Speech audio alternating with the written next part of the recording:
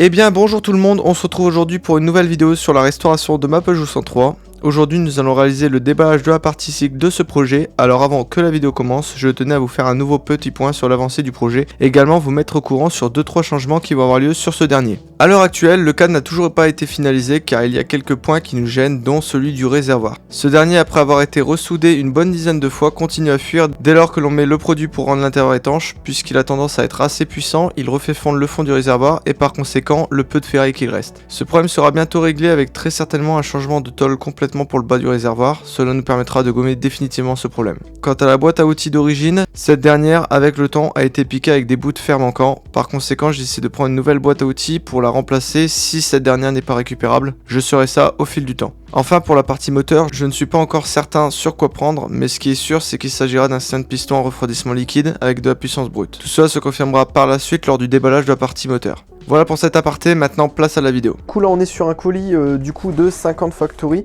et on est littéralement sur la selle. Alors il n'y avait pas que ça dans ce colis là, mais j'ai tout regroupé dans un autre colis, donc globalement considérez qu'il n'y avait que ça. Et chez 50 Factory on a 3 pièces, on a la chaîne, la couronne et la selle évidemment.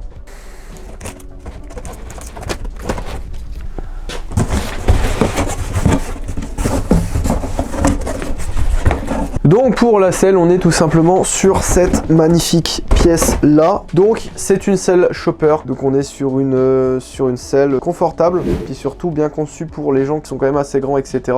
Donc elle est blanche étant donné que le thème de la 103 c'est bleu et blanc. Alors à la base on était sur du thème bleu chrome et c'est tout.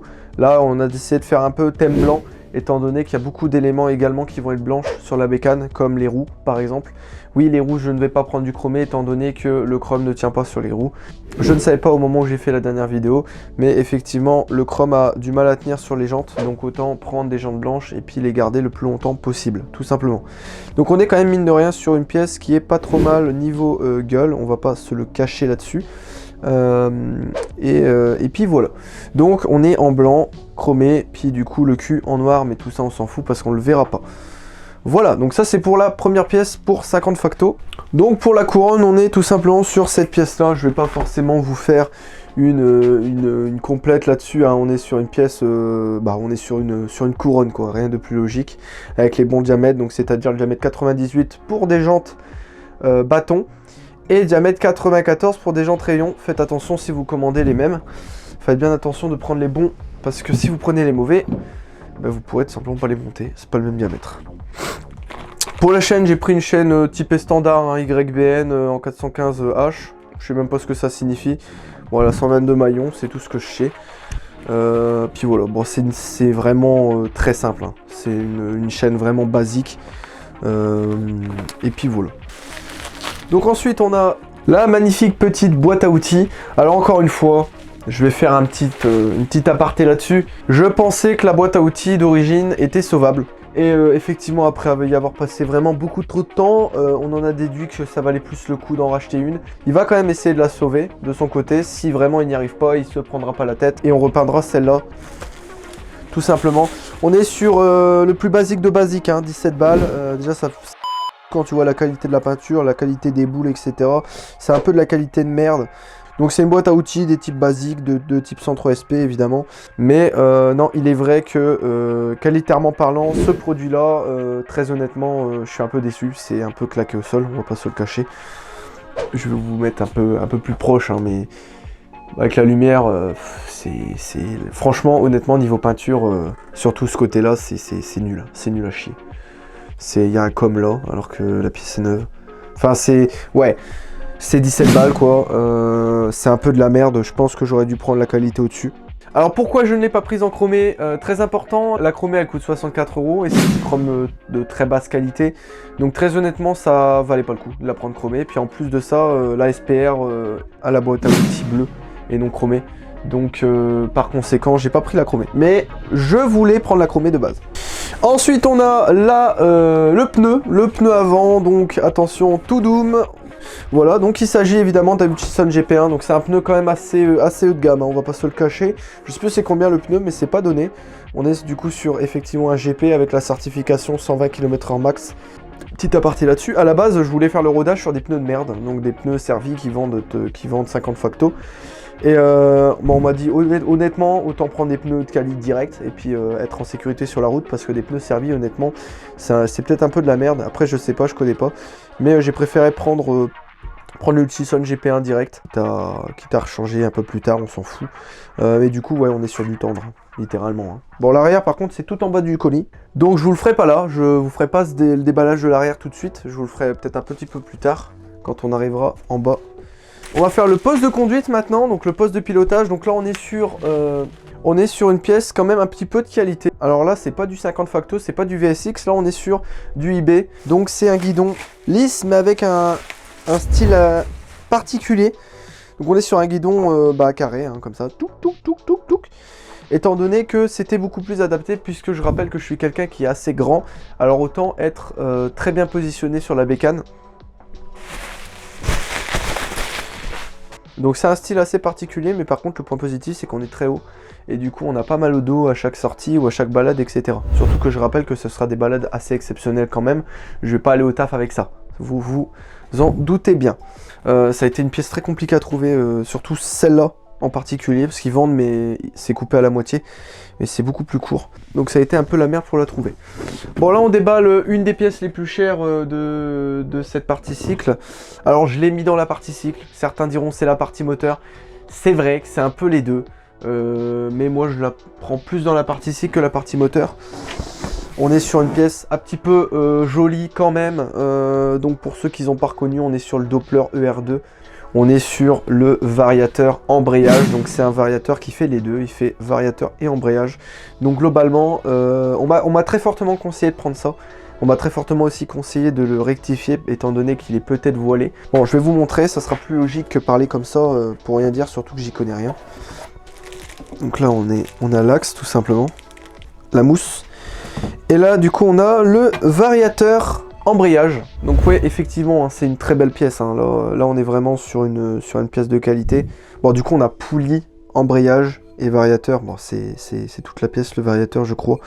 Aïe, aïe, aïe, aïe, aïe. Je vous fais une aparté puisque je dis littéralement de la merde. Donc, tout simplement, le variateur n'a absolument pas compris dans cette pièce-là, puisque la poulie d'embrayage, c'est vraiment ce qui va recevoir la puissance. Le variateur, c'est ce qui va la transmettre. Donc, le variateur va transmettre la puissance à la courroie crantée qui va elle-même transmettre la puissance à la poulie. Donc, je dis de la merde, voilà. Désolé. Retour à la vidéo. De mémoire. Mais ouais, on est sur une pièce quand même de qualité. On est sur la première vraie pièce du moteur, du coup, à côté de la partie cycle. Donc c'est une des pièces les plus importantes de la partie cycle. J'ai très longuement hésité, soit je la prenais là, soit je la prenais un peu plus tard.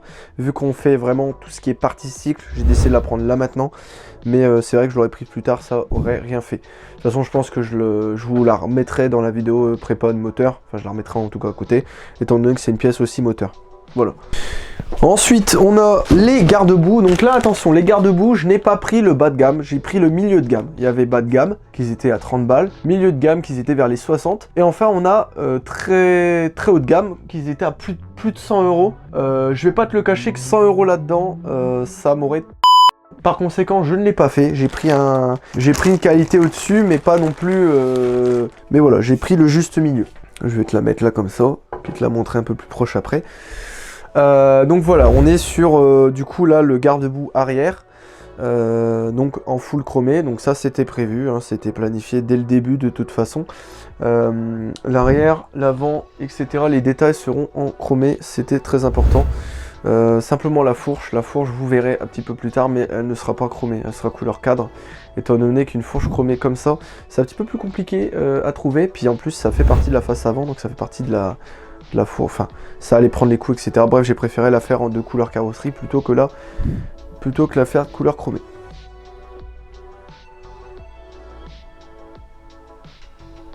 Elle est quand même un poil sympa la pièce quoi. Vite fait. Hein. Ensuite, on a évidemment son grand frère. Donc du coup, cette fois-ci, on a juste ça en plus par rapport à l'arrière. L'accroche évidemment pour la fourche. Donc c'est pareil, hein, c'est la même qualité de chrome. J'ai pris légèrement au-dessus plutôt que prendre le bas de gamme qui allait littéralement pas tenir dans le temps. On m'a parlé du bas de gamme vraiment qui s'écaille au bout de très peu de temps de route. Donc on m'a dit très clairement, on m'a dit privilège la qualité minimum au-dessus du standard. Donc j'ai pris celle-là. Je sais plus c'est quoi le prix, mais ça commence à faire mal hein, pour des garde-boue, on va pas se le cacher. Celui d'au-dessus était à un peu plus de 100 euros. Hein. Ça, c'est un vrai prix. Hein. 100 euros pour des garde-boue. Ensuite, là, on commence à taper la partie intéressante. Hein. Là, du coup, on a les fameuses jantes. Donc, on a la jante avant, la jante arrière, ainsi que ses roulements et ses flasques de frein. Ses tambours, globalement. Donc, je vais vous déballer ça comme ça. Hop.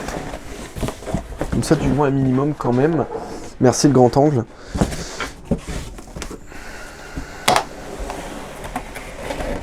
Ah, ça a craqué, c'était pas le principe. Donc là on a du coup les fameux tambours de frein que j'ai pas encore déballés. Je pense pas les déballer avant le montage pour être totalement franc avec vous. La fourche c'est pareil, je l'ai laissée dans son... Bon, elle a pété derrière mais je l'avais laissée. Donc du coup on est sur des jantes Grimeca comme j'avais dit à l'époque, sauf qu'ils sont pas chromés, ils sont blanchis. Alors ça, on verra au niveau du look de la bécane, on verra si j'aime ou pas. Si ce look-là, je n'aime pas, très honnêtement, je pense les repeindre en bleu. Encore une fois, j'ai peur qu'il y ait trop de bleu sur la bécane, et moi j'aimerais bien trouver le juste milieu entre le bleu, le blanc et le chrome. Donc c'est pour ça que j'ai pris les jantes en blanc. Alors on m'a également dit que les jantes, ça ne tiendrait pas si je les prenais en chrome. Étant donné qu'on est sur la route, sur du bitume, les petits cailloux, etc., ça va faire des coups dans le chrome, ça va faire de la merde. En blanc, c'est pareil, ça va être visible, mais par contre, j'ai pris le risque, étant donné que le nœud noir aurait littéralement fait dégueulasse sur la moto, j'en suis quasiment sûr, donc j'ai préféré prendre blanc. Voilà. On verra par rapport au look de la bécane, si ça me plaît pas, on partira du coup sur du bleu.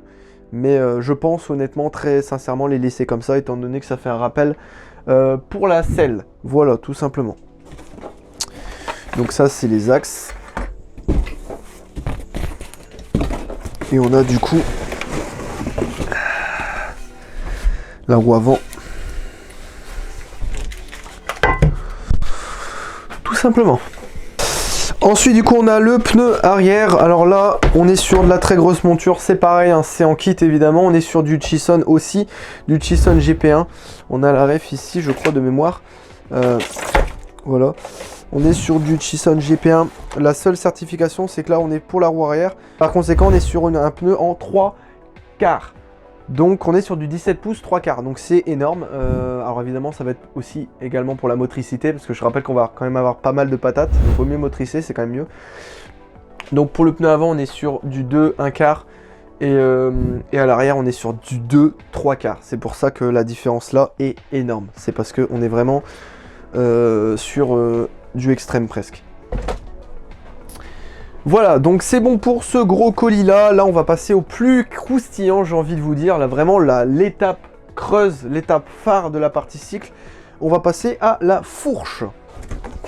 On est sur de la fourche de cinglé mental, hein. On est sur limite la compétition là. Là très honnêtement on est sur la fourche BR, le must du must. On est sur une fourche hydraulique. Alors théoriquement, on est sur ouais, le top de chez EBR. Littéralement, de toute façon, j'ai pris la plus haute, hein, je me suis pas emmerdé. Et normalement, on est également sur une fourche réglable, ce qui est pas trop mal pour régler la bécane très précisément. Pourquoi j'ai pris celle-là? Pourquoi j'ai pas pris l'entrée de gamme en chromé, comme j'avais dit plus tôt? Alors, l'entrée de gamme en chromé ne possédait pas les fameuses pattes, les fameuses deux pattes que vous voyez là. Et ces deux pattes sont pour moi extrêmement importantes, puisqu'ils vont me permettre de freiner.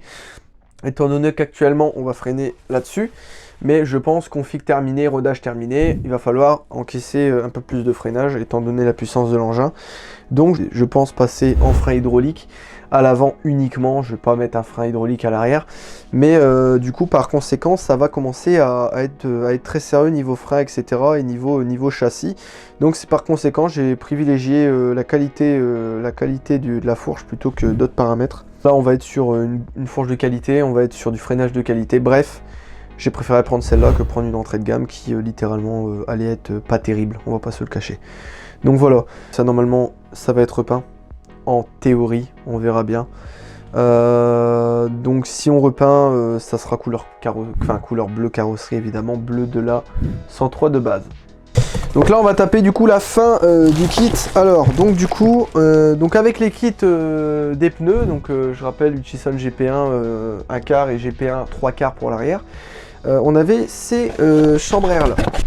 Donc c'est des chambres à air, type un peu origine, bon, c'est du basique, de toute façon les chambres à air, il n'y a pas besoin de mettre 150 000 € dedans, hein. C'est vraiment du basique de chez Basique. Et du coup j'ai pris ce kit là, donc avec ces chambres à air là. Donc ces chambres à air de ce kit là, simplement les cartons étaient explosés, donc j'ai préféré en garder qu'un pour le modèle. Donc voilà, donc 2, 3 quarts 17, et normalement à l'avant on a du 2, 1 quart 17.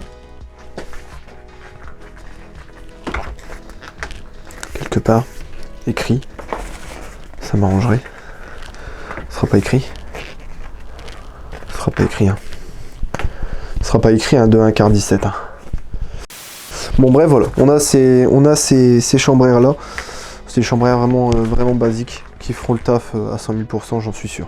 Ensuite on a évidemment les 2 kits de fond de jante, ça va de soi avec les jantes. Donc c'est un kit complet, encore une fois, c'est tout le kit avec. Et enfin on a la courroie. Alors la courroie, j'ai pris une malle aussi. Alors c'était pas prévu, à la base je voulais prendre une bas de gamme, une standard.